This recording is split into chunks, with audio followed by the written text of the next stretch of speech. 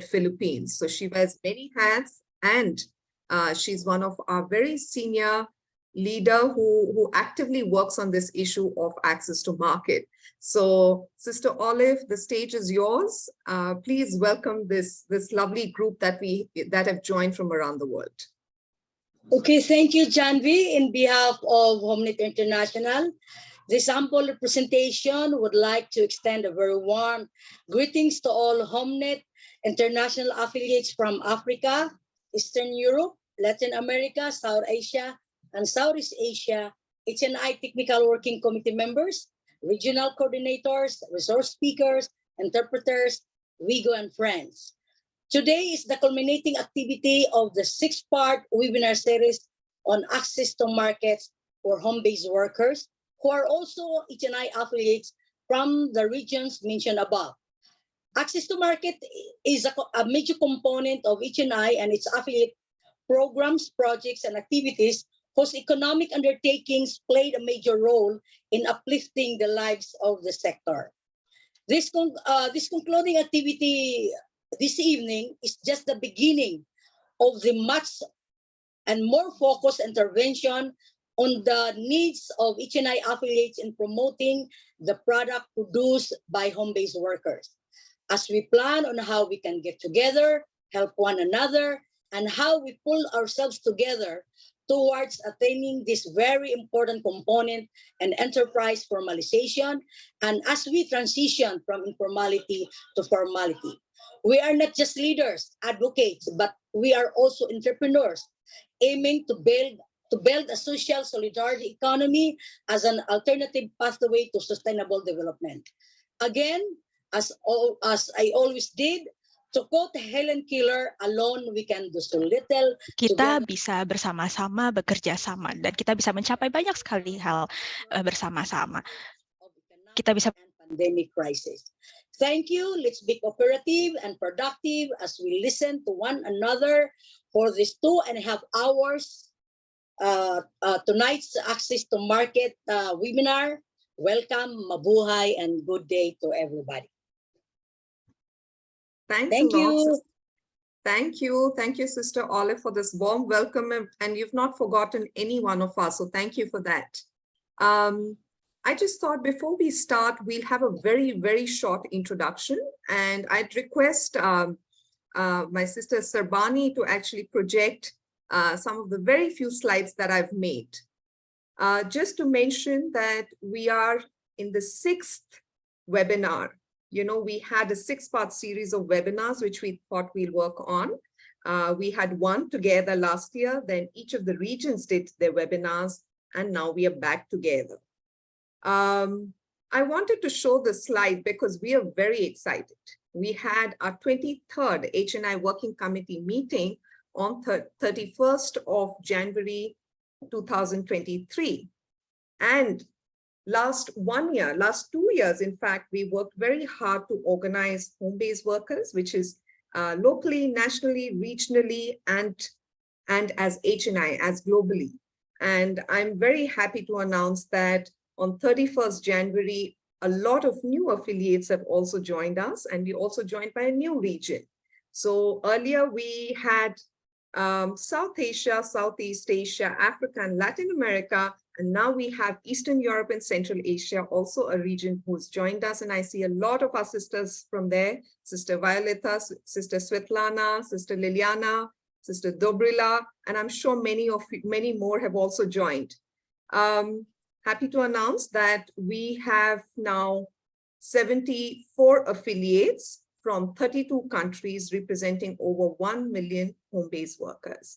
So I think we have to actually have a round of applause for all of us together, that we worked very hard. And some of these numbers may change leading up to our Congress in April, from 25th to 28th of April, which is going to happen in Kathmandu this year. So again, just I think it's a lot of work which has gone in by all the organizers from local, national, regional, and global levels. So congratulations to all of you, and we'll keep you updated on this number. The map looks good, and I'm sure we'll keep increasing our affiliation. Now coming back to our webinar, we actually have built a slogan for our Congress, and which is, we are many, we are united, we are HomeNet International. But for this webinar, we are saying we are many, we are united, we are home-based workers organizing for access to markets. So welcome everyone for this webinar. Now, why did we really start? If we could go to the next slide, Sabani. Why did we really start these series of webinars? So first and foremost, all of you may already know that we started in the midst of pandemic in February 2021. And what we saw during that time was the numbers of home-based workers kept increasing during this COVID time. So there's an ILO study in 2019 which mentioned there are 290 million home-based workers around the world. And a more recent study says that this number's almost doubled. So the number of home-based workers is increased. But what we also saw during the pandemic, and especially amongst our affiliates, was that the work reduced a lot, or there was absolutely no work for home-based workers, which meant that there was no or very low income. What really did work for them is actually the cooperatives that we had, or cooperative-like models, where they were quick to shift. So if they kept making garments, they switched to making masks, or sometimes even shifted their sector from garments to food. So cooperatives were the only ones who could provide access to work for many of our home-based worker members. Lastly, what we also saw was that these supply chains, which went around the world that you can see in the picture, actually were disrupted completely. And in fact, even today, what we see is that supply chains are not back. And the work that home-based workers used to get, they don't get anymore.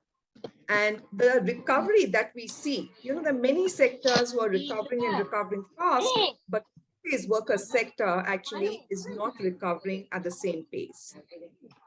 Now going to the next slide, and I've taken this from our first webinar.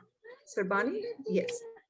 What was the purpose and objectives of doing these webinars was that when we met through 2021, and in fact, before that, we kept meeting quite regularly. And there were two programs which everybody, all our affiliates kept insisting we need to work on as HomeNet International. First was on social protection, and second on access to market. And we wanted to build these programs more collectively, not in a hurried fashion, but collectively build these programs. And therefore, we decided to have these series of webinars where we said we'll share different models of organizing in accessing markets, to understand the needs of HomeNet International affiliates in accessing markets for the products made by home-based workers. And lastly, to collectively plan on what we can do locally, nationally, regionally, and globally to increase access to markets by organizations of home-based workers. And what we've seen is there are different forms of organizations that we have, many, many forms. Now, I don't want to take any more time, and I'm going to stop sharing this screen and hand over to Brother Edwin, who's going to take over as a chair for this webinar. Over to you, Edwin. Thanks a lot, Janvi, and good morning, good afternoon, and good evening to all of us. Today marks another milestone in the discussions around market access. As has been mentioned earlier, we are on the 6th webinar. We did do the first webinar that was international in nature, so it was organized through HomeNet International, and all of us participated. We then went into another series of 4 webinars that we went to the different regions, and each region got an opportunity to look through, dig much more deeper into the discussions that were going on around 2 things. One was the context of the discussion, which was the forms of organizing that we have in most of the affiliates. And the second context was that there were challenges faced by affiliates in accessing markets.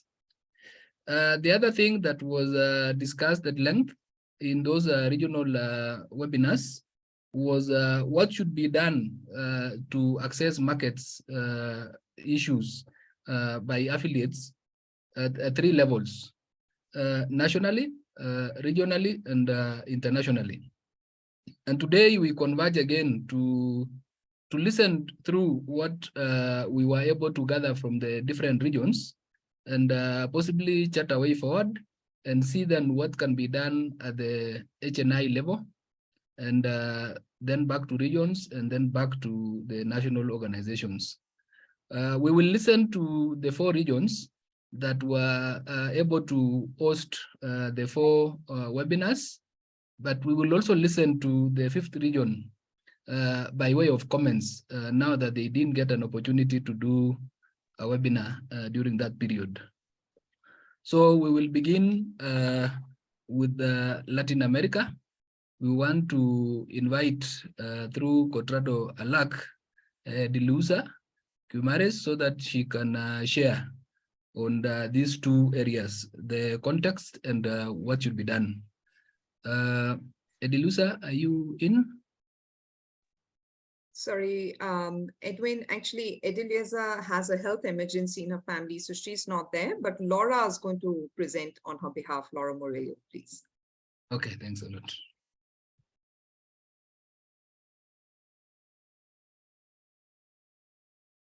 Buenos días a todos. Muchas Good gracias. morning, everyone. Thank you very much for the opportunity to present on behalf of ATEMDO, the Association of Home-Based Workers of Brazil. Please let me share my screen.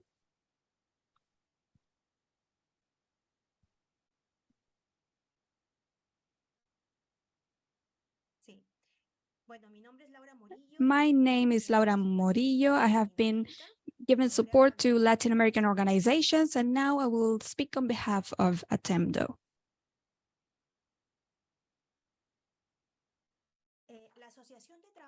The Association of Solidarity Economy Workers, ATEMDO, is an organization that was founded in September 2019 and defends the principles of solidarity economy. Please let me read out these principles: self-management, cooperation, community and human development, sustainable development, human development, meeting human needs, gender equality, and race and ethnic equality, equality in terms of access to information, knowledge, and food security, preserving natural resources through sustainable management, and responsibility for present and future generations. Taking into account these principles, ATEMDO has been conducting all their product selling activities. So what are the main challenges? The main challenges faced by ATEMDO is, first of all, access to market, because there is no government support. There is a lack of public policies that can meet the demand of market access for workers at a national level. Also, access to raw materials is very hard, especially within the production chain, and also access to financing is very hard. Of course, COVID had a very large impact on solidarity economy organizations, and one of the organizations affected was ATEMDO, of course. Also, due to the current crisis, workers are very disencouraged because they don't have income. Also, we are living economic crisis and many obstacles for selling products. And there is a lack of necessary resources because everything they do is voluntary in nature. However, despite all of that, they have created many initiatives to support their members in terms of production, distribution, and selling. For example, they have created an app so that people can sell their products. They have created a website to show the activities and the mission of ATEMDO for their members and for society as a whole. They are trying to convey this mission to raise awareness on the benefits given by becoming an organization, by being organized as a group. And also, they have been trying to outreach people. in society. What do we need to do to access markets?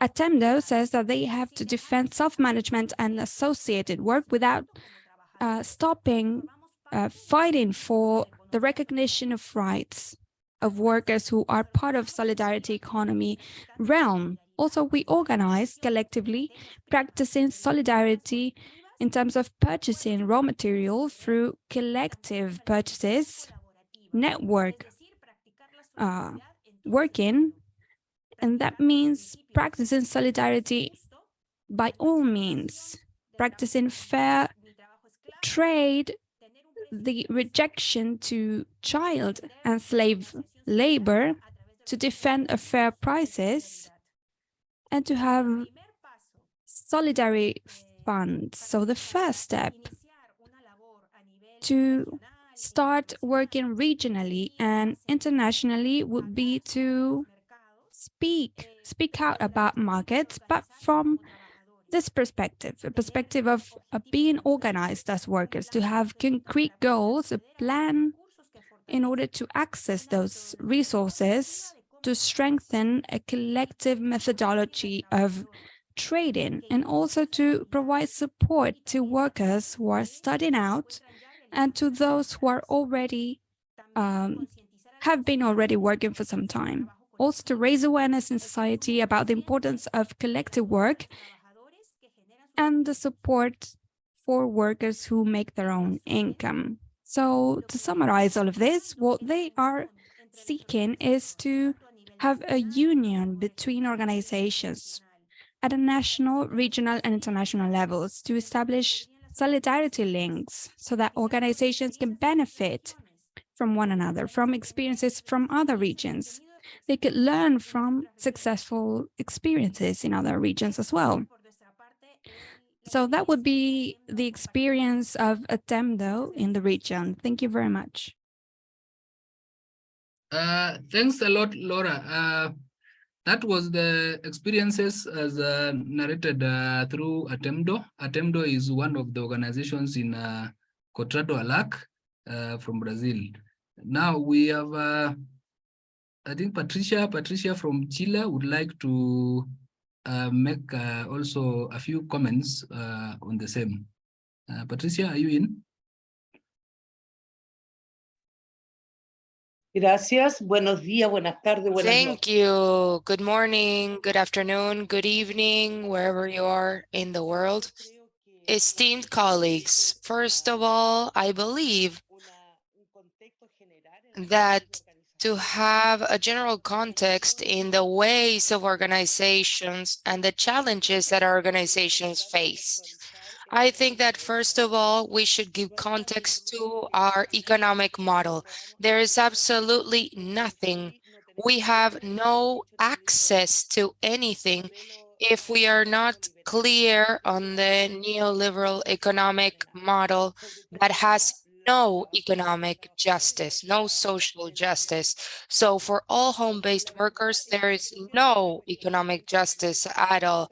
And if I wish to talk regionally about Latin America and the Caribbean, this should be at the core of the discussion. We're always talking politics, and what we're doing in this seminar today is politics. So if we are not clear on what we are doing, on what we have to do, then it's very difficult to have this general context. Because if I were to take a trip to many places of Latin America, they are all on the verge of a social outburst. Chile has already undergone this situation. It's happening in Brazil, in Peru, in Paraguay, in El Salvador.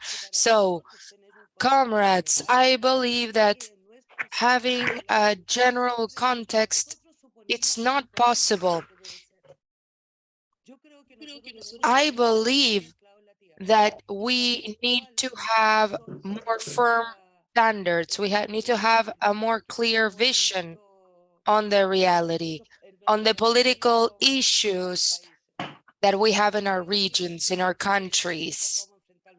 I think that what we were saying about how to face the markets and what to do, what not to do, that is all general for countries in Latin America. But here, the main issue, comrades, the main issue is the model that we have to fight and to self-manage and to do solidarity and to have a circular economy. There's a series of cases and situations that we would need to perform in a more politicized context with home-based workers. It's not possible, comrades, that we don't have this in all the countries, not only in Latin America, but we need to have an international perspective as regards home-based workers. What it means internationally to be a home-based workers. We need to meet, we need to give it structure, give it a model in order to face the challenges that we have today in the Americas. And also, comrades, I wanted to say that we cannot be outside the scope of the political contingency worldwide. Comrades in Peru are undergoing suffering. Organizations cannot work. So in this seminar, what we could do all together is to have a political vote of solidarity to all our comrades in Peru. So when we speak about what we want to be, what we have to be, what we need to be, we need to have a common front, an international common front. So I request that within the organization, we can have this context on a worldwide level, what's happening with organizations, with political situations in all the countries, and how this affects the economic model in each country. Because if not, we are just building fantasies, and we need to talk about reality. We need to build on the reality of our countries in order to provide solidarity when Latin American countries need them. We are having major issues in Latin America, and I hope that we can highlight the issues, we can talk about the issues. I believe that in our HNI Congress, we should also have an international report, an international view of the economic model and how this affects all home-based workers. Thank you very much. Thanks a lot, Patricia, and on your extra comments on after the presentation by Laura. We all need to appreciate that the home-based workers and together in the market in general, regardless of the product we are engaged in, we all operate within a political environment. We have an economic environment, social, technological, and the legal perspective. So it's very right that you raise these issues. Some might be bigger than HomeNet International. We need to work with other allies to really overcome all of them. But hopefully, as we all engage further, we should be able to find a common situation that works for all of us. The world is under turmoil, and we do not have a way to escape it. We have to live through and make do with what we can. With those few remarks, allow me to invite Srichi Joshi Mala from HomeNet South Asia. She will also take us through these two areas, the context and what should be done at the three different levels. Just to note that we have about 10 to 12 minutes per region. So let's be a bit magnanimous with the use of time. Welcome, Sritsi. Thank you so much. Good morning, good afternoon, and good evening to all of you. It's wonderful to participate in this webinar. In fact, before I start my PowerPoint, I thank HNI for giving us this opportunity to learn not only from our own affiliates, but also from across the region. So it's been great learning in this access to market webinars. And without further ado, with the given time limit, let me start my presentation. Presentation yange.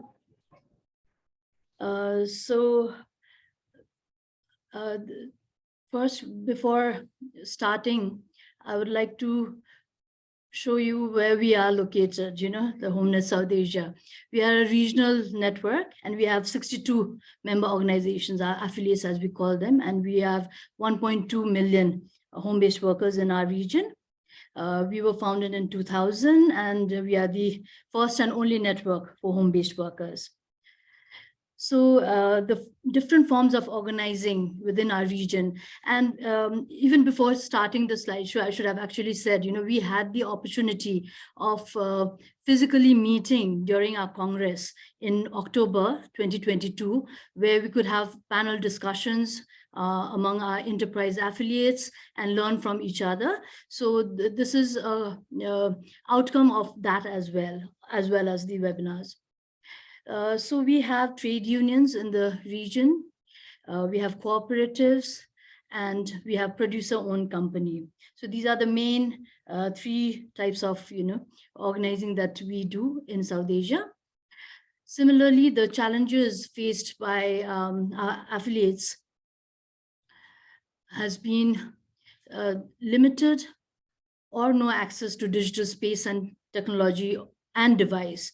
So we've heard many cases where one family owns one gadget, and through that gadget, especially during COVID time, I'm talking about how they had to do the schoolwork as well as office work, and also attend these different trainings that we were giving.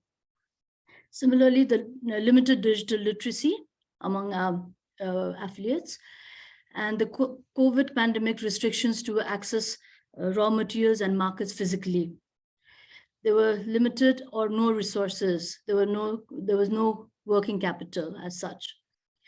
And there was a severe need for capacity building for skill enhancement and limited knowledge on the demand of the market. There was a lot of chaos and we didn't know, what was actually needed, and there was less work. So that access to market as faced by any other region, HomeNet South Asia, the South Asian region was no different. Now, what should be done to access markets? At the regional level, what we see is that the periodic brainstorming sessions are needed to further understand the needs of the affiliates. It's not one time that we learn and that is the end of it. We have to keep on doing this periodic brainstorming. We have to promote cross-border learning for best practices. So we save time and we do not reinvent the wheel again and again.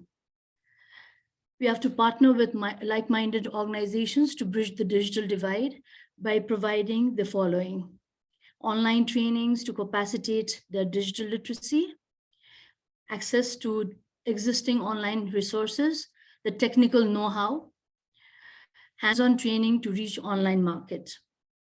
And at the international level, we depend on HNI too for strengthening the enterprises within our affiliates, create awareness among non-traditional partners, business and brands. So how do we make the non-traditional partners aware of home-based workers, where they are in the supply chain? How do we make them aware of the invisible hands that make those garments and all those branded products? Similarly, how do we promote the products and also the skills while doing so in business spheres with international brands? And HNI should, I feel, personally to take lead in signing MOUs with corporate world and markets who can promote products made by home-based workers. And I reiterate, we should promote cross-regional learning for best practices. So that was my very short, to the point presentation. Thank you so much. Thanks a lot, Shrichi. The presentation was not short, it was condensed, but it is rich and wide. And I think we all need to applaud and appreciate you for that. We will have time to come back to that later and really dig deep and see what you really said. Let's now go in and listen to HomeNet Southeast Asia. We have Suntri saying Ging. If you are in, please welcome. Yeah, thank you so much, Edwin, to give me a chance. May I share the screen? Oh, a lot now. What is? Let me.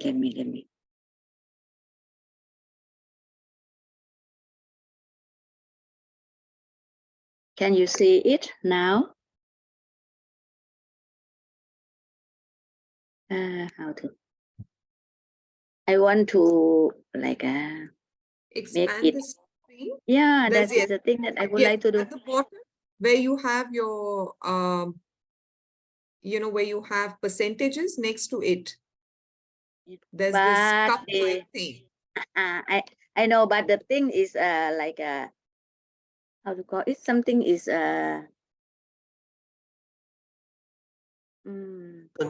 กดได้เลยกดที่ถ้วยก็จะเห็น I know how to do, but now something is I mean it's cover my may the host. I think Suntri, you can still share it the way it is, but go to the first page. Please, nah? The context is more important. Yes.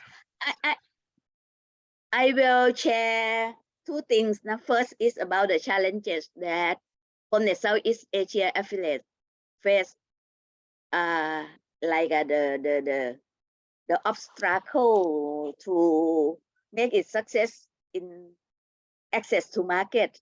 And the second part is what we already do together. First, the first challenge is COVID-19. COVID-19 is because almost our market, I mean national market of HomeNet Southeast Asia member, we depend on tourists. When COVID-19 coming and the tourist sector is stopped, so we cannot sell the product. And the second thing is the COVID-19 make the how to call it, power of consume, or can say that the money in the pocket of people are reduced. So they're thinking carefully which they ought to buy and which they will stop buying for a while. So it's COVID-19 be our challenges in this two situation. Sorry, my little dog bark. And the second is about the competition. The competition of the same product, not only HomeNet Southeast Asia that produce handicraft, but other organizations as well. And at the same time, not only the same product, but the substitute. If they don't buy the bamboo market, they can buy plastic market as well. So the competition is a second challenges.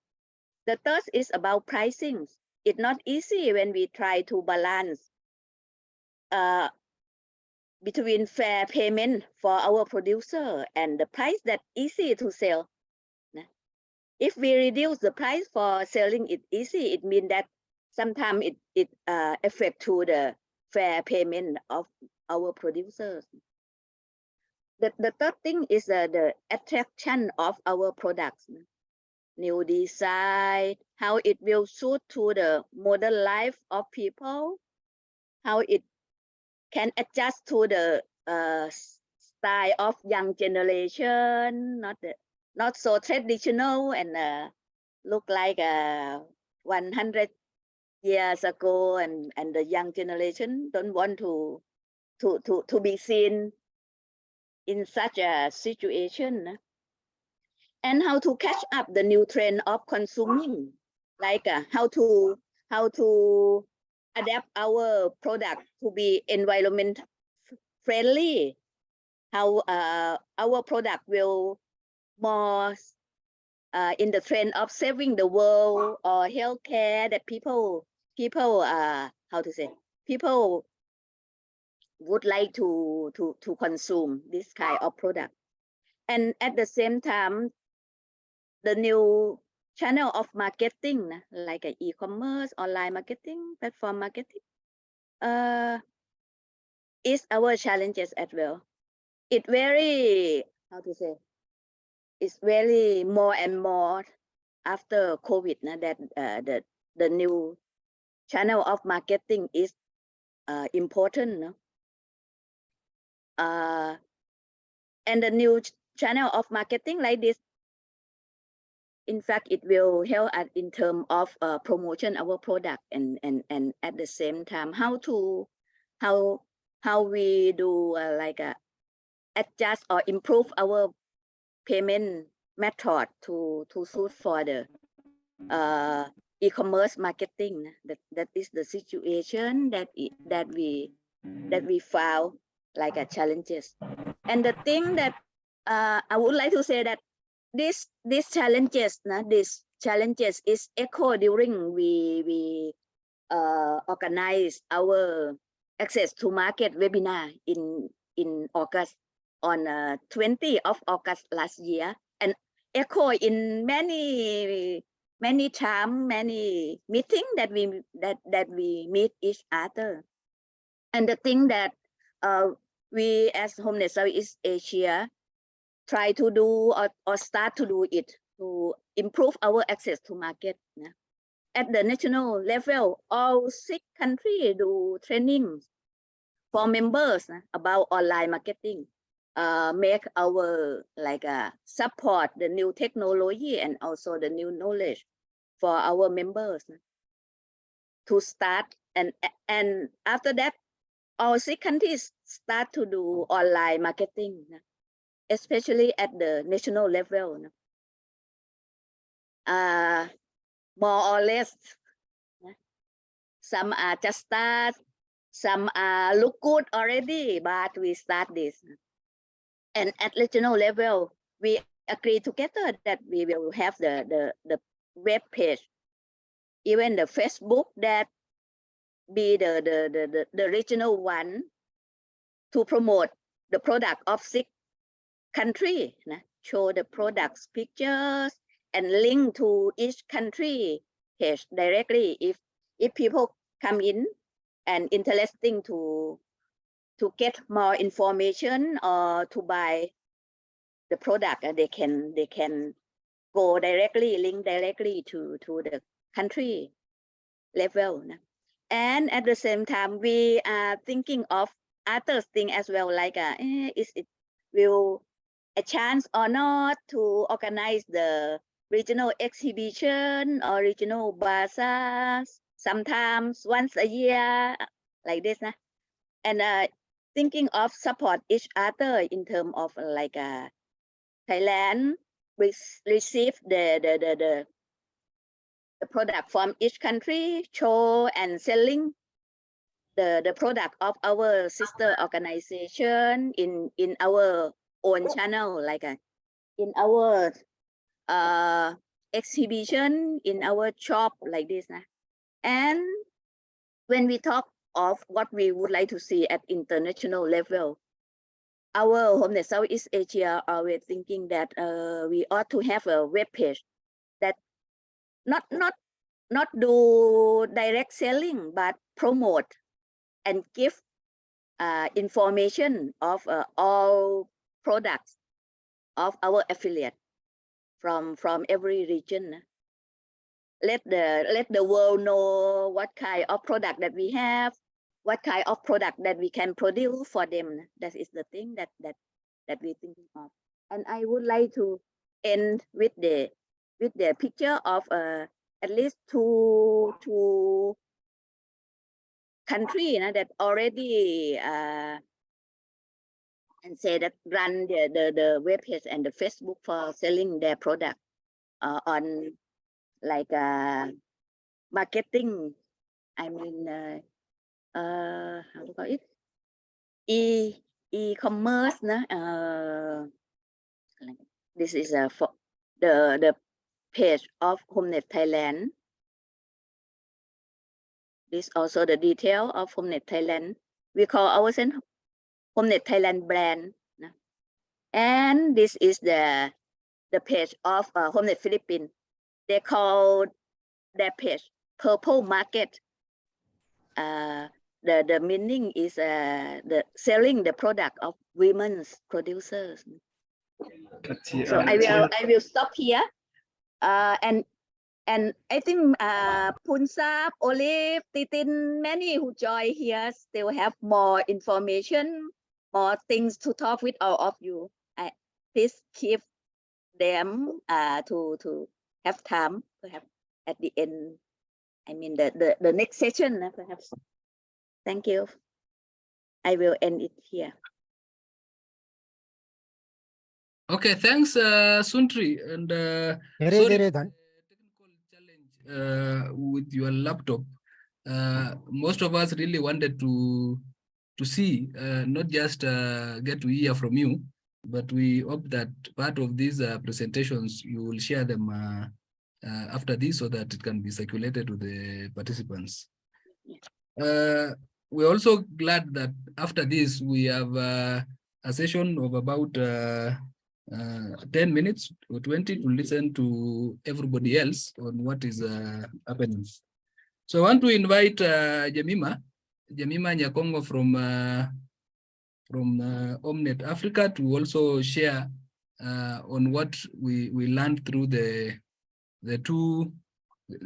from the two areas, the context and what should be done as discussed in the HomeNet Africa market access webinar. Welcome, Jemima. Thank you, Bet. Good morning, good afternoon, and good evening. I'm humbled to present on behalf of HomeNet Africa. My name is Jemima Nyakongo, and I'm a home-based worker from Kisumu, Kenya. And I'm humbled to serve as the chairperson for HomeNet Kenya, and also privileged to represent the African region at the HomeNet International Working Committee. So kindly let me take this opportunity to share Africa's context on market access and some of the findings that we gathered during the African webinar on what can be done nationally, regionally, and even internationally on access to markets. So on workers' forms of organizing, workers' forms of organizing, which is the first context, we have the self-help groups. And then these self-help groups are basically the informal groups of people who come together to address their common problems. Next slide. My slide is pretty long, so I'll try and use the time that I have available to try and bring up everything that was shared during our webinar. And then the next form of organizing that we have in Africa is on cooperative societies. Then the next one, please. Then the third one is an association, which is pretty same as the one that South Asia has. And then we have the trade unions, which is the last kind of form of organizing that we have. So I'll go straight to the challenges that are faced by home-based workers in accessing markets. And the first challenge that is faced is there is no recognition, no visibility on home-based workers' existence. And this hinders the sale of products from the home-based workers. There is also a challenge on the product quality. The home-based workers in Africa stated that some of the quality of products produced is poor, and that hinders them to get to the market. And then there is one that was on lack of self-esteem and confidence from some women home-based workers to market their handmade products. Then around this, there's also the social norms. And on social norms, it was clearly stated that some spouses or maybe husbands never allow their wives who are home-based workers to go and sell in the market. So that is one big challenge that is also being experienced in Africa. And then there is the challenge of sexual advances from the male customers to the female home-based workers, which sometimes leads to no sales or even to the extreme, none at all, if you're not going to accept the advances. There is also uncertainty in sourcing for raw materials due to climate change that results in product delivery delay, and finally challenges the need for market access. Land degradation, especially the wetlands that destabilizes production of raw materials, is also a challenge that was pointed out during the webinar. Next slide, please. On continuation on the challenges, there is also a challenge on land ownership. Lack of land owned by an individual home-based worker or home-based worker organizations that can be used to plant and generate raw materials, like reeds, to ensure its sustainability for production continuity. And then the existence of middlemen who buy from home-based workers cheaply and bar them from meeting their potential buyers or the clients. There's also few initiatives to promote local markets. There's a challenge of lack of knowledge on proper packaging and product branding, which would add value to our product. There's a challenge on lack of sales and marketing skills to identify and meet potential buyers. That also comes in as a challenge to bar the home-based workers from accessing their markets. And then lack of timely access to information. And this information would be about the sale exhibitions and the trade fairs. And especially if one is not conversant with the trends and marking the dates on which the sale exhibitions come around. The final list of challenges that we pointed out in Africa is on lack of knowledge on how to sell beyond the local and national borders. That hinders the regional and the international markets. The international trade fairs, which is an export promotion program that is usually organized by the government, is a costly affair and is in most times not suitable for small organizations. And then the final challenge that was brought out was on trade fairs or tourism fairs organized by the government have lots of restrictions in the application stage, with most of them usually targeting big brands or well-established corporate organizations that are well-known, making it almost impossible for a home-based worker to qualify and participate in these markets. So those are some of the challenges that came out clearly during the webinar that we had in Africa. And then we also have one area that we need to share, and that is what can be done collectively, or maybe what can be done at the national, regional, and the international level to access the markets.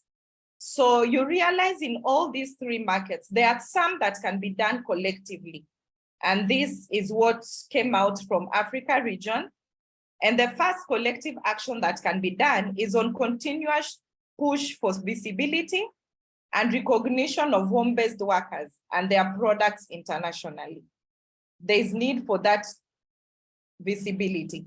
And this cuts across from national to regional and finally international. And then availability of raw materials to help in sustainability of products production to allow market continuity. They also thought that organizing home-based workers at the national, regional, and international level to acquire a collective amplified voice and one entity to be used for marketing purposes. There is also one thought that they had, and this was around home-based workers to be assisted with developing a criteria to help in product mapping, identification, photography, and coding to help develop a product catalog. Some of these things that I'm mentioning here are being taken up and are being worked on so that we realize the need for market access. But it's just important to mention that these are some of the things that actually came up from the webinar, and it's good to note it out. And then another collective measure that would help in market access nationally, regionally, and internationally is on use of different online platforms to help with marketing home-based workers' products, like the use of social media and websites. Next slide, please. And then as we continue collectively, there is need for capacity building for home-based workers on the development of right product quality, a capacity building on product development and upscaling the products, a capacity building on costing and pricing. And then there's also need for training seminars or maybe workshops on relevant marketing topics. So the topics would be around buyer requirements and expectations, trading within Africa and beyond to help in overcoming barriers of trade, like customs issues and trade regulations. And then also a moderated dialogue session to allow questions and answers between the home-based workers who are also the producers and their buyers.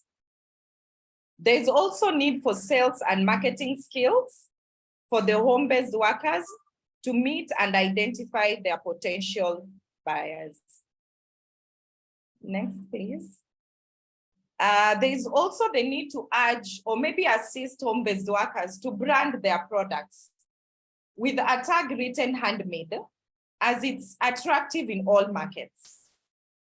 And then engage with private sector stakeholders who are marketing professionals and can advise on better packaging, which is a product presentation. And this will add value to the product and ensure the reliability. And then have promotional materials like catalogs, postcards, and giveaway samples to use at trade exhibitions and fairs to help in marketing the products. The home-based workers through their HomeNets to also build a brand that will identify their products across all regions and levels of market. So maybe if we decide to develop our products, maybe branding them as HomeNet Africa home-based workers products or something like that. And then also liaise with the already existing markets to help with market access.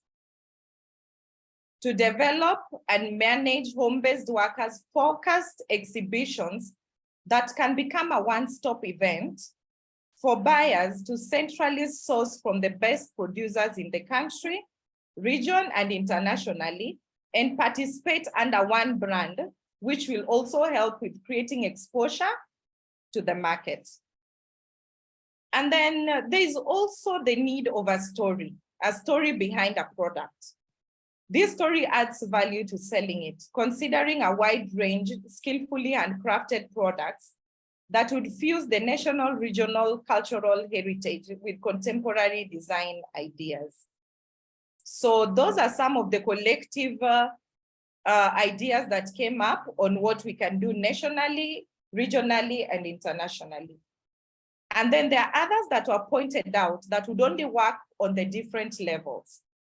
So at the level of the national market, there is the need to jointly, as home-based workers within a country, they can identify a space that turns into their market with attractive displays along tourist frequent routes that will eventually attract tourists to purchase the products. So targeting the frequent routes that the tourists apply would be one market at the national level. At the regional level, there is the creation of spaces to market and sell between countries within a region. And then target buyers who want unique and authentic African products at the source from the wider African region. And finally, develop a regional market to increase demand of home-based workers' products. And then finally, the last slide, please. There is what are we going to do to access the markets at the international level? So at the international levels, the home-based workers and every other person who was present during the webinar, we collectively agreed that the home-based workers should join export promotion programs that focus on international trade fair participation, which is a critical market platform for recognition and visibility of products and their producers so as to be present in the market. And then they also need to target buyers who want unique and authentic African products at the source from the international market. Good evening. Give me 1 minute, please. Sorry. Home-based workers coming together to negotiate rates that are specifically tailored for them to get shipping rates, to get better shipping rates to access the international markets. And finally, on the international level to access markets is for the international trade exhibitions and fairs to encourage home-based workers to hire or maybe secure bigger tents that would allow proper display with right branding to be visible to potential buyers. Thank you, and that marks the end of our presentation from Africa. Thanks a lot, Jamima, for the quite detailed presentation. That is the story as told from Africa. We like telling stories. Quite detailed and quite insightful. I think the summary is quite good and very enriching. Then we will need to look again and see, because from the 3 regions, already HomeNet International has a strategy on market access. We also want to listen to HomeNet Eastern Europe and Central Asia. Violeta would make a few remarks. While they were away, they really did some work that they would like to share with us. Welcome, Violeta.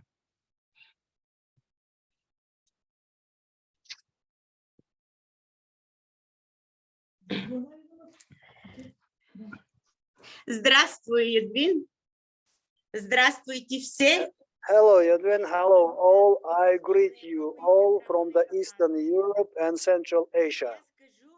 What I would like to say is that a few words to add up, and after, of course, our participants who will be having some kind of amendments and additions. And as the first, we have stressed on the fact is that as the international, regional, or local markets access to them, that was one of the important issues that I would like to highlight and stress on behalf of the home-based workers. And as because the Central Asian continent is a very big continent where we can, and there are a lot of people who are working from their home and they work for their own purposes. And that is why what I would like to highlight is that in the first Congress, which we were participating prior to the establishing the HomeNet in the Eastern Europe and Central Asia, we have hold a training for the marketing, improving the qualification, strengthening the capacity, and the international trade law, because we have understood the fact is that we have to pay attention towards the condition of on the international level and the work which is got to be done coordinated with the commercial laws for all countries, applicable to all countries, because our network is quite huge. It is actually covers up to 2 continents. Eastern Europe and the Central Asia, and sometimes the Caucasus region included as well. So that is why it was important that we coordinate and include and take into the consideration with all those settings that I have mentioned for all the members of our HomeNet International and our affiliates. I think it is enough from me to say, but if Svetlana, maybe she has who has a very extensive practice of performing this kind of activity. I think about 20 years performing this kind of activities on the international level. They have of course participated in the Europe, American affairs exhibitions. They have participated. Maybe she can have some kind of updates and amendments, which I would like to say. Thank you very much for your attention. I appreciate that much. Thanks a lot, Violeta, for the insightful work that you've been working on, especially on ensuring that you work on conditions that ensures that you are in conformance with the international law. And I think that is very important. As mentioned, Violeta would like to invite anyone else from HomeNet Eastern Europe and Central Asia to make a few remarks on the work that you've been doing on market access.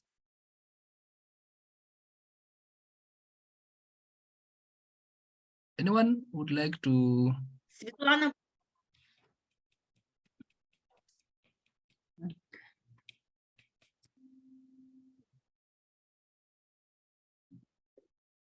Sister Svetlana, you're on mute. Я думаю, что... Я вас слышу, да. Дорогие коллеги, очень Dear приятно. colleagues of mine, it's a great honor of mine to participate in this webinar. It is one of the latest webinars that we do see the concern of our association in providing our home-based workers to access to the markets of the different levels. So, Davila, thank you very much that you have introduced me of our work in briefly, that we do have extensive experience, but I would say it's very huge. However, we do not have much of a result. However, we are working in that direction and working very productively and during a long period of time. The local market is the most important focus of activities because it's got to be an immediate connection with the local administrations. So they have to be supported by the local administration. And of course, we are paying much attention to coordinate the activities with them in our regions where this kind of activities, where the works are self-help groups and home-based workers are located. The local market is actually regulated by like accidentally. So because the products that's been produced by them is actually, it might be sold either right on the spot or some organization, however, the access to that at the international level, it is very required with some kind of meticulous work in that direction. That is why I say NGOs and non-governmental organizations, they have to pay paramount importance to the organizing this kind of activities and to access to the national works. Let's say that there's got to be some specialized shops that where the home workers here could be introduce their works on all over the cities of the Kyrgyzstan, and this experience could be applied to all the workers in the Central Asia. Few times a year we are organizing the exhibitions, fairs. The members from the Eastern Europe and other parts of the world, they have participated in this kind of regional fairs and exhibition, and constantly at the same period of the time, which is very much important for the marketing of the access to market, because this kind of exhibitions, they are made at the same time with the same period of the time. However, access to the international level, it does require quite different efforts, because it is important that the home-based workers themselves would have attended the international exhibition. However, it's practically impossible. That is why there's got to be some family groups or some like people who can speak foreign languages. They are like stepping up as like mediators. They're introducing our products at the international level. There are a lot of fairs and exhibitions which are working in Hungary. For instance, we are participating in like 15 or 17 years, and regularly in Budapest in August there is a big exhibition where the more than 1,000 buyers and sellers from the 50 countries of the world are participating on it. And our representatives, the Kyrgyz Republic, Kazakhstan, and Tajikistan, they are on a regular attendance of this kind of exhibition, and this kind of fairs is a great share of experience. There are different prices as it is located in our countries, and also good fair and exhibition, which is actually been in New Mexico and Santa Fe in the USA. Our artisans there also participate in this kind of activities, and they have very good sales on these kind of countries. And what I want to say that the booklets got to be printed out because the market does require like outreach campaign, information campaign. Unfortunately, I didn't prepare it in a presentation because we just entered into this presentation, but this catalog is being printed out as a handout on a regular basis, and these are leaflets, as you can see. This is actually with all those artisans and the home workers who like participating with they have their coordinates there. So these albums, as we made a wool made, improving the products, the local made products, and all this made is actually confined information that online on the web page as well. The important thing is that all the types of the market, they have to be developed, the certain types of development access strategy, because in a mutual coordination and a work, we can do that with the best efforts. And I know that our team is very strong and effective. Thank you very much. I appreciate that much. And if anybody else, anyone wants to participate, to express their word comments, what's been said, so please, you welcome to express your points of view. In Uzbekistan, they are conducting currently a fantastic festival where the home-based workers have opportunity to expose their products. Maybe they want to tell, why you are silent? Why are you keeping silence, my dear colleagues, my comrades from my region? Please go ahead. Thanks, Philly. Thanks, Philly. I think the excitement is real, and it is we can see what you've shared and what Svetlana has also shared is quite huge. And I think with the call that we visit and participate, there has been a general discussion coming from all the other regions, trying to find a place to go and sell. So I can see we found a market in HomeNet, Eastern Europe and Central Asia. So if we come in many numbers, please don't say no. But thanks a lot, and we really appreciate your sharing today. So we will. Edwin, извини. Sorry. Yes, Billy. Let me tell a few words. Can I tell you that couple of words about the necessity to establish a liaison between the home-based workers and touristic facilities, because in Bulgaria we started a new project how the home workers can participate in tourism. It's very good for all producers who produce souvenirs, and they can sell their products in touristic facilities, touristic sites. Thank you. Sorry for this. No, thanks, Billy, for going the extra mile to share a strategy. That is already a strategy on how to make sure that home-based workers are able to reach the market by creating this the link between home-based workers and tourism. Thanks a lot. We are not doing very badly on time, but we still need to catch up on the time we lost trying to link up. We've listened to presentations now from 5 regions. We've heard what the context is, the kind of organizing that currently exists and can come up. We've also listened to the challenges faced by the affiliates in accessing markets. And we've also shared what we can do at the different levels, what we can do nationally, regionally, and internationally. At one point, we might have mixed a few issues, but that is still okay. The most important thing is that they were there. We've also tried to pull out what is national, what is regional, and what is international. I think all these data would be very useful. We will just need to rearrange them properly and see what can be done at those three different levels, including very good strategies from HomeNet Eastern Europe and Central Asia. And we can see there are those who've been doing it for a while, like HomeNet South Asia. The presentation was very specific. They just go directly to collect the money from the market. As all of us were listening, we might have generated a few questions or we made observations. This is the time for us to voice them, either through the chat or you can just put up your hand and then we share. We have around 10 to 15 minutes to look through. Welcome.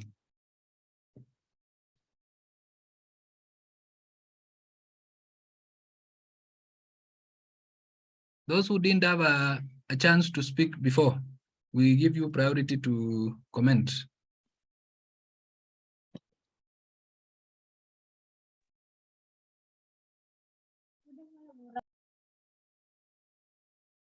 Bisa bantu saya dalam terjemahannya, Bu? Saya bantu terjemahkan ya. Titin. Hello, yeah, Titin is going to speak. I will be speaking in Indonesia and I will translate her speech. This webinar is very interesting and I see that this will be very helpful for our livelihood, for the home-based workers' livelihood, because from the products that they are creating now, they create now, I'm Titin from Indonesia, and the products from the home-based workers from Indonesia is one of them is as a milestone when they lost their job or when they lost their order from the companies that related to their commodity. And I am agree with what you have shared, particularly Suntari and from friends from Africa. So our efforts to increase the market of our products, particularly for the home-based workers in Indonesia, one of them is they are now using social media and e-commerce as well as some other strategies that initiated by the HomeNet Southeast Asia. This is very interesting. And we are starting the initiative to promote the products from our home-based workers in Indonesia. And some of them are how to emphasize the value of their products. Like, for example, from Jakarta, from East Java or West Java, we have some traditional products that I think have more values to be marketed in international market, because this is very interesting. The results are very amazing. And for example, we have batik that made by our workers. They made it handmade. And from the HomeNet Southeast Asia, I mean, they give the initiation and they promote us to do the promotion in Asia level. And from the stories from our friends from HomeNet Africa and others, we have the stories about the products made by our home-based workers, both the stories from the products or the producers themselves, the workers themselves, and it is very amazing. I hope this could increase our market value, particularly for the home-based workers.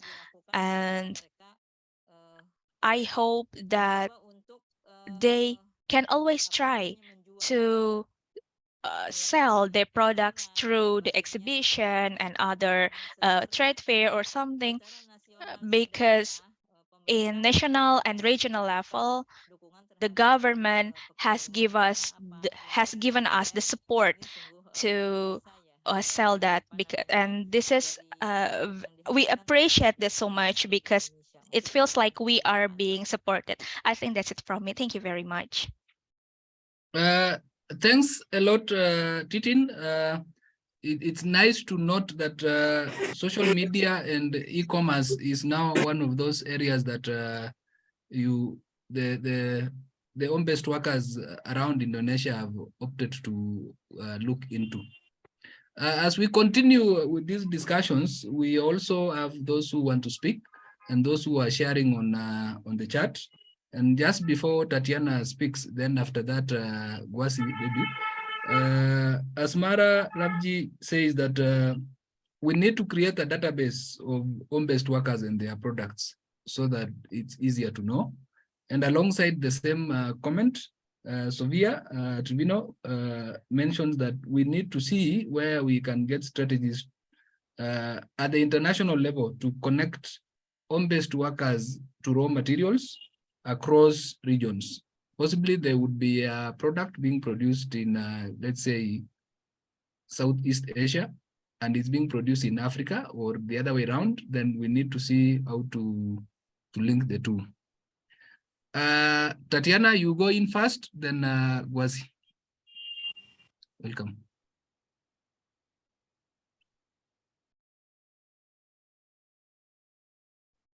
Okay, ahí sí. Estaba muteada. Sorry, I was on mute. Good morning, good afternoon, good evening.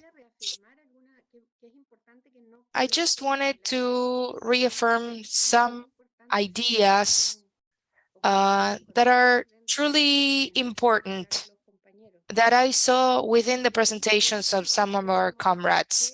First of all, I think that we should have a global struggle. The global struggle should be to have a law to defend all small and medium-sized home-based workers, as well as producers. We need to have a law that protects craftsmen, among other professions, because our struggle is against neoliberalism, and we cannot access the market as small producers, as small agriculturalists, or as Suntaris mentioned. Second of all, as our African colleague and Brazilian colleague, Latin American colleague stated, the environmental issue. We cannot forget about the environment. While we violate the environment, we are reducing the possibility of accessing raw material at a fair price. So the fight against the violence against the environment is truly critical. And the third issue that I wanted to mention was the issue of the wars, hidden wars and open wars that we are having, all civilian wars that are about to outburst in Latin America, and how this situation created by imperialism and its economic model, and how this affects our lives, our quality of lives, not just from the point of view of the amount of people who die, but also the amount of deaths due to hunger, the increase in prices, and because we cannot do our work properly in the middle of a war. So I believe that in the HNI seminar, we should truly discuss these critical issues to have a more firm position and not just talk about access to markets. Thank you. That's it for me. Thank you very much. Okay, thanks a lot, Tatiana, on those 3 points that we all need to note. It's true, yes, we need to remember the issue on the environment, the global struggle, as well as I don't want to call it war, but I think it is a readjustment of priorities pushed on by others. Kwasi, baby, please make your comments. Yes. Yes. Thank you so much. Actually, today's issue is very important issue. I think for the home-based worker, it is very important to how they can sell their products. And why I have heard that you have mentioned national level, international level, regional level, but why not local level? Because there are a lot of home-based workers, those who are in the local level, they are selling their products and they are not getting their wages properly. So I think this local level should involve also with this marketing issue. And I also wanted to mention that there are a lot of home-based workers, those who lack of education, they are not able to reach the national level or in regional level. So training is very important. Yes, someone mentioned that the national level training is very important for the home-based worker, and also how the product they can get the proper wages. That is also important. So I think from my side, I'm Kazi Baby from Bangladesh. Thank you. Thanks a lot, Wasi Baby from Bangladesh. Pass our regards to everyone there. We really appreciate the fourth level that you brought in that maybe had been overlooked or maybe planned for, but not mentioned intentionally, the local level. Maybe before we take in further comments, I want to invite Janvi to respond to a question posed by Sofia. She really wants to see where the strategies are in linking home-based workers to actually raw materials at the different regions. Sure. Thank you, Edwin. I was just typing that very long answer for Sophia. Sophia, very relevant question. You know, what we do internationally, we're still developing a program on access to market. But, you've talked about, has one affiliate supplied raw material to another affiliate at an international level? Have we done something of that sort? So internationally, no, because we're still working on strategies, what to work on. However, there have been instances that at national level, they've done it, or regional level also that they've done it. But there have been more instances where organizations have come together to do these bulk purchases. I'm just going to give you an example of India and Nepal, because I come from that region and we've seen some of that work. A lot of the cotton threads that are used by the home-based worker organizations in Nepal are actually imported from India, and they tend to become very expensive.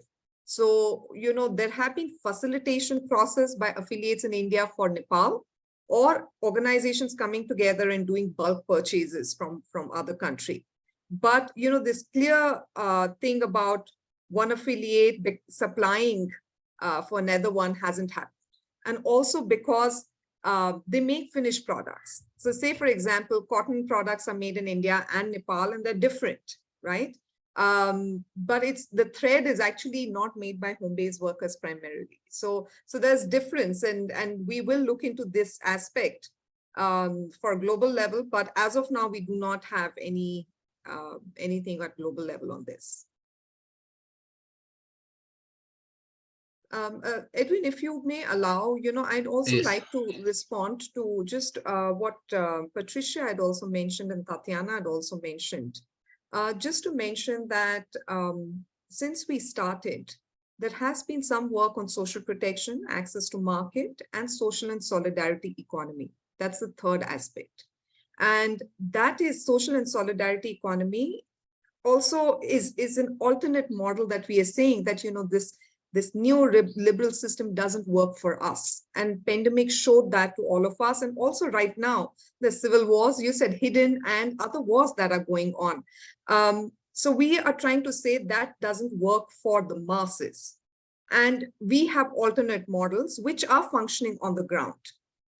So at ILC, we took a joint position with other informal economy worker organizations, and many of the speakers from HNI also spoke on that.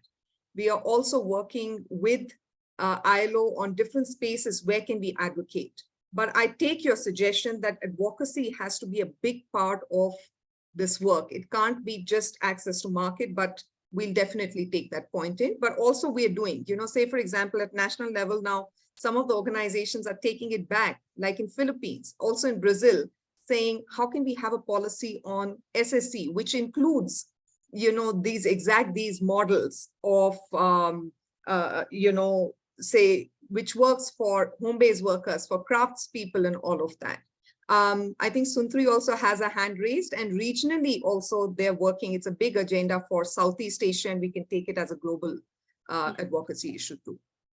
I think that when Janvi mentioned about advocacy, and our sister here mentioned about advocacy, I think it's the almost the same thing of the thing that Titin already less about the story. How to share the story. It means the life, the struggle of a home-based worker at the same time. Not our purpose is not only selling the products, but at the same time we would like to let the world learn about our struggle, our dream, our hope, and support us. Thanks, Suntri, on making that addition. I think the story area is also what was mentioned by Jemima in her last remark when she was discussing some of the issues that needs to be looked into, telling the story of the home-based workers and their products.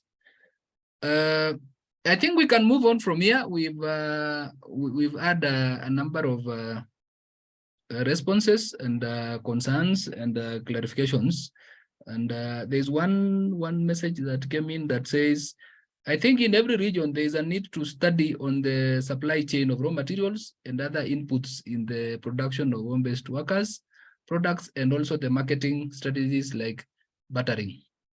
So I think that is a good point to end the discussion for now, and allow Janvi to consolidate remarks and also give us, apart from the feedback that we received from the participants, what next? How do we now work within national, region, international challenges, forms of organizing, and all these other aspects that we've talked about?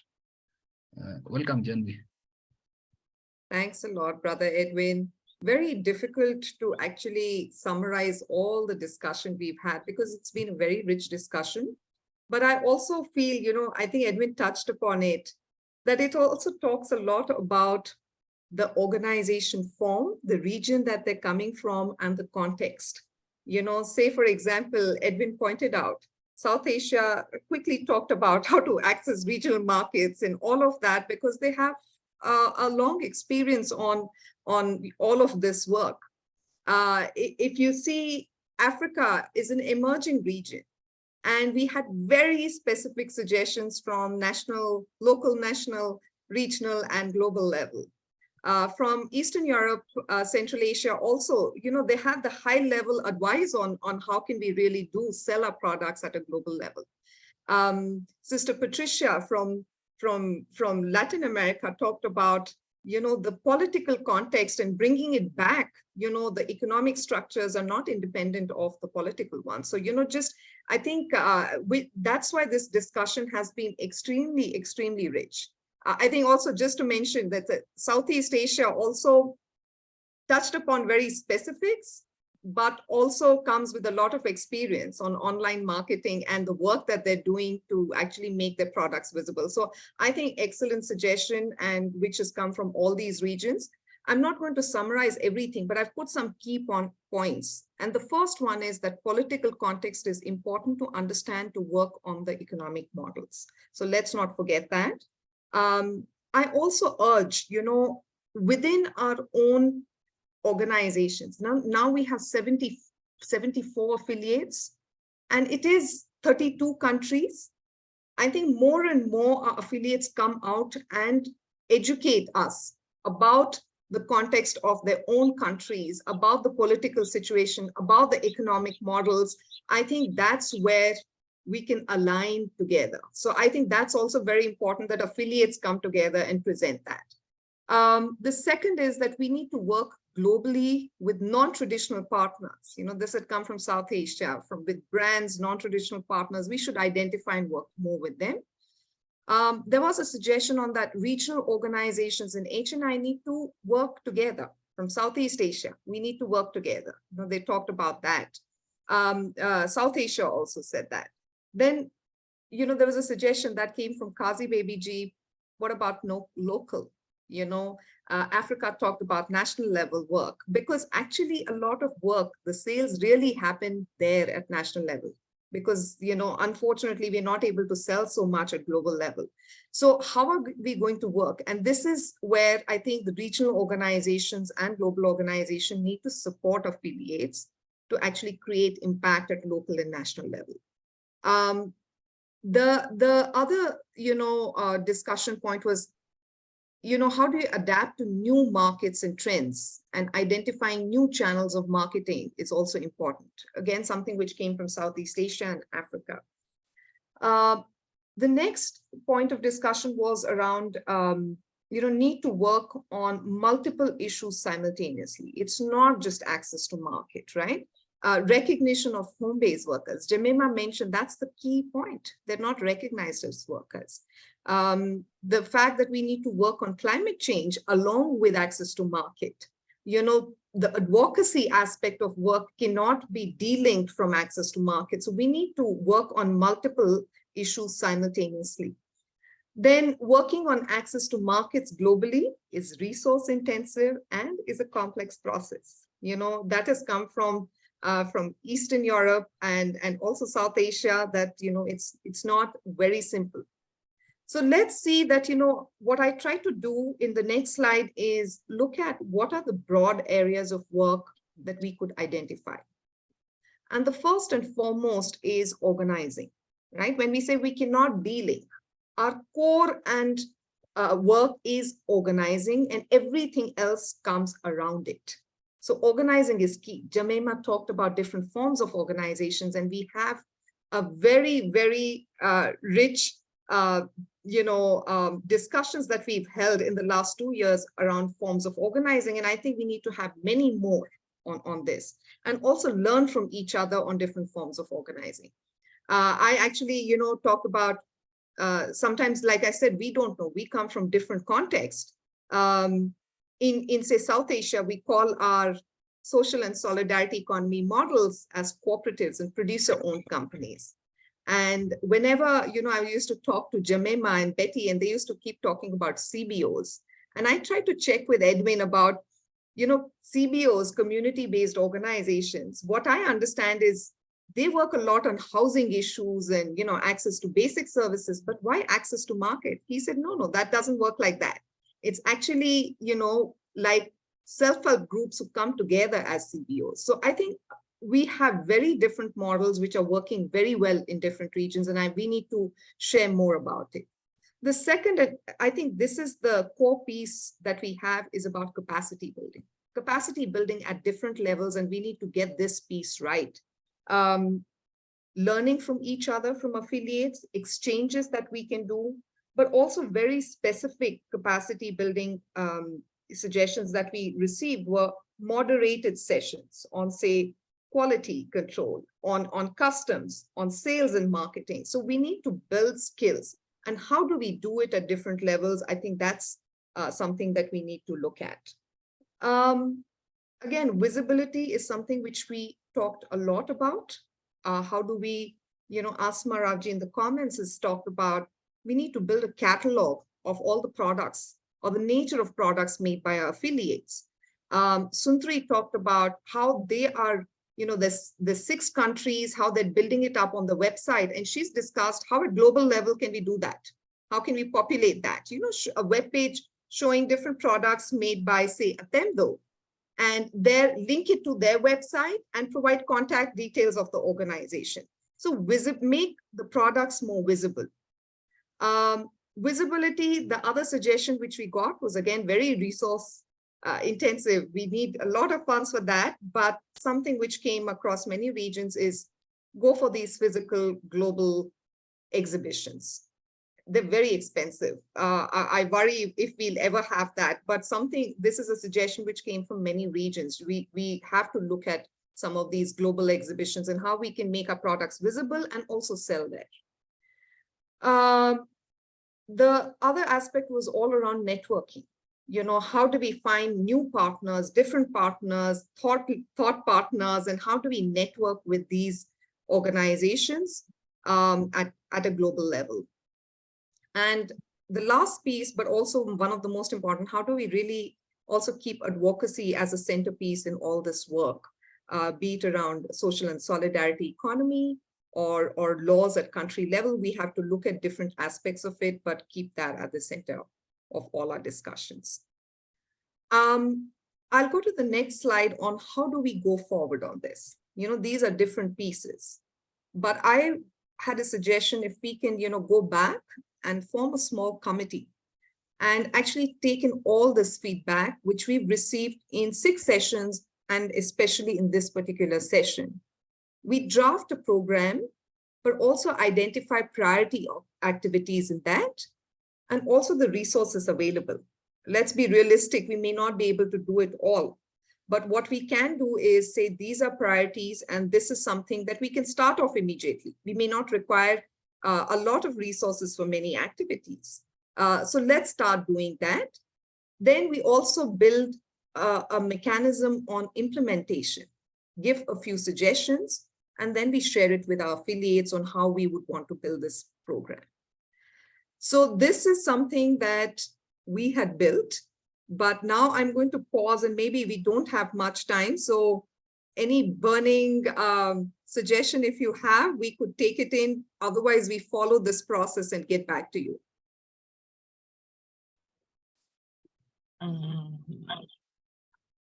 Sister Punsa? Yes.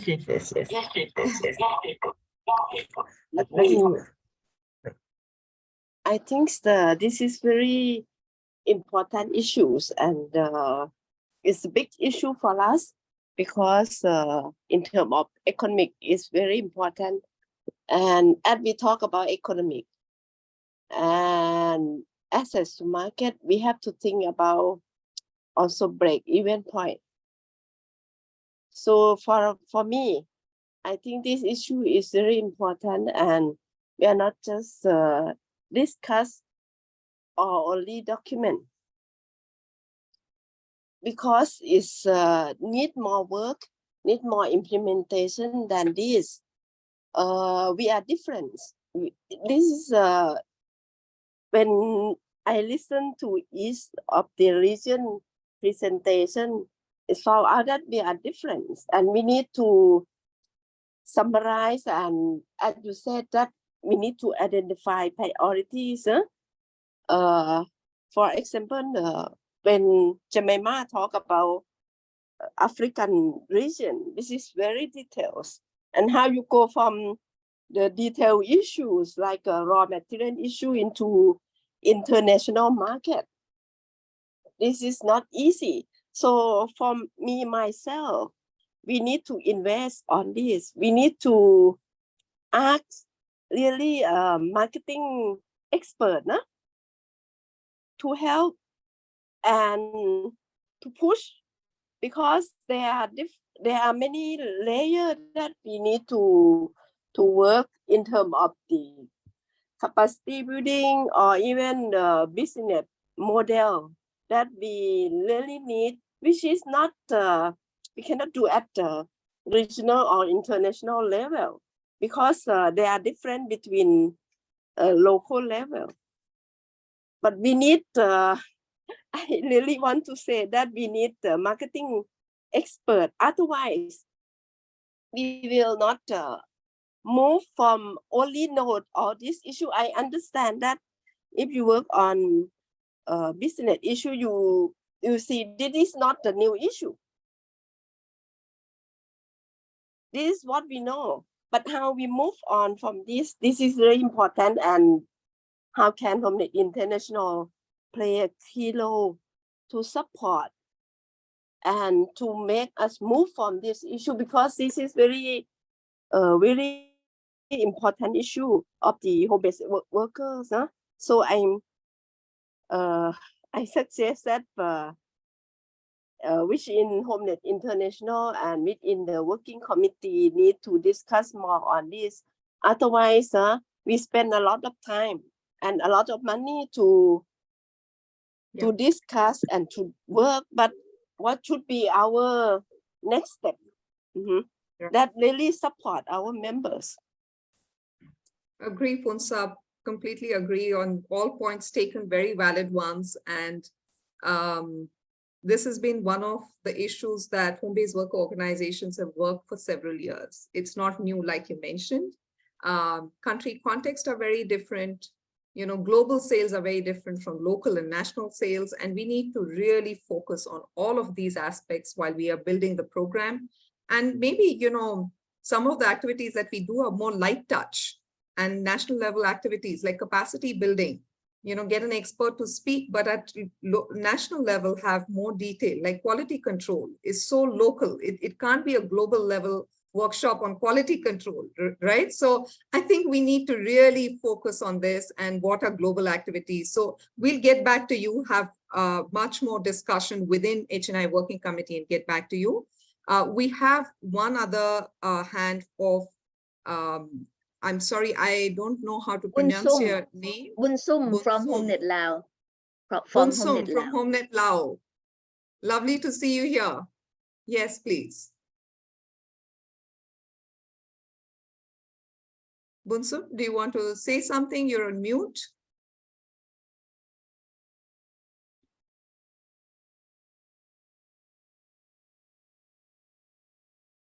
Right. Okay, so because Bunsum can't unmute, so we'll go ahead. There are premise suggestion is there on the chat box. We'll take that in. Tatiana, you know, you talked about vote for Peru. And just to also inform you, when the Peru situation happened, the first thing we did was actually reach out to Renata from the Secretariat and ask them if we can come up with a solidarity statement. However, at that point of time, they said it's okay not to. So, you know, you are asking for, you know, a vote, but not everyone here would know what the situation in Peru is. So I'm just going to say first, let's wrap up this. And then if in your vote of thanks before that, if you can explain this group, what is happening there and what you're requesting for. And we'll reach out to Renata also to say that, you know, do they agree to it or not? So we did reach out to them in the past just to flag that. However, to just wrap up on this discussion, we will take this forward. Punsap has given their suggestions. All your suggestions will be taken up, and we'll keep you abreast on all the you know, latest updates on this particular program through our In Solidarity group, through our social media, through our website. So please, on our website, we have a separate space on access to market. So log on to our website and keep looking at that. So I'm going to stop here and hand over to Tatiana. Over to you, if you can explain about the Peru situation to everyone here, and then vote of thanks, please. La situación en Perú. Well, yes, the situation in Peru is that there was an elected president by popular vote, a popular president, a president that was closer to the people, right? A president that was quite in touch with the needs of the Peruvian people. And as it is happening in other countries in Latin America, because just a comment, I want you to know that Brazil is under the same risk of coup d'etats. Well, the vice president and Peru and the Congress took down the president. There was a coup d'etat, and there has been the democratically elected president was incarcerated. He's in jail. So the people started demonstrating, and they are demanding the president to be freed, and they are demanding for elections soon. But the parliament is proposing elections for 2024, next year. But they are also trying to pass a law so that this parliament that conducted a coup d'etat can be re-elected. So right now, large numbers of people are in the streets. There have been more than 60 people dead in repression by police. And of course, the dead are always members of the people. And on top of this, our comrades could not work because the streets are blocked by police. So I think we can ask them. I haven't really been in touch with Renata colleagues, but even internally,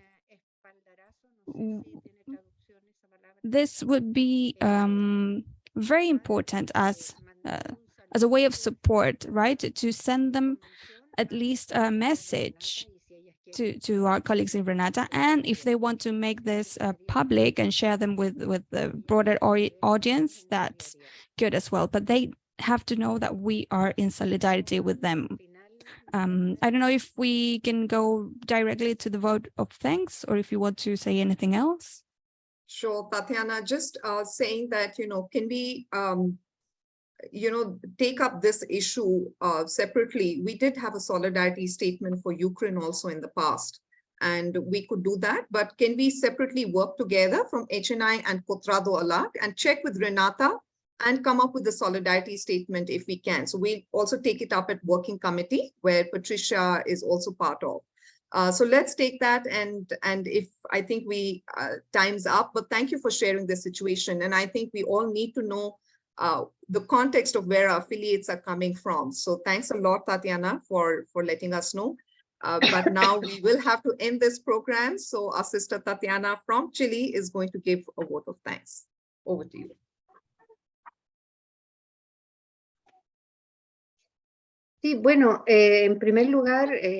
So first of all, I wanted to thank all the sister organizations, allies, and all colleagues present here today for having participated in this web seminar on solidarity economy. We know that this means a very hard effort. I want to thank Janvi, Olive, and Laura Revelo for preparing this seminar. We also want to greet all spokespersons of the different regions. For example, our colleague Tristi, I hope you forgive me if I pronounce the names incorrectly. Also, Edileusa, we hope that she is feeling better. Laura and Patricia, who really told us the context of the situation of Latin America. Then Suntory from the Southeast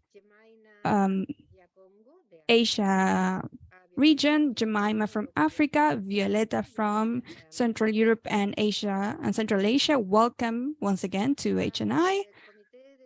Also, thanks to the coordinating committee of HNI for having organized this seminar. Also, Edwin, the moderator, and for their important contributions and summaries. We especially thank our interpreters for allowing us to have these communications. Without them, we wouldn't be able to communicate. I don't have their particular names, but we thank all of them. And it's very important to continue building solidarity amongst all affiliates and sharing experiences so that our dreams come true finally. So I'm here with my colleague Patricia, and greetings to everyone. We shall overcome. Thanks a lot. Thank you, Sister Tatiana, and thank you, like she's thanked all of us. Thank you everyone for joining, and let's hope to build a very excellent program on access to market. Thank you everyone for joining. Take care until we meet again. Thank you. Thank you. Bye. Bye. Very Bye. Thank you and bye bye. Thank you.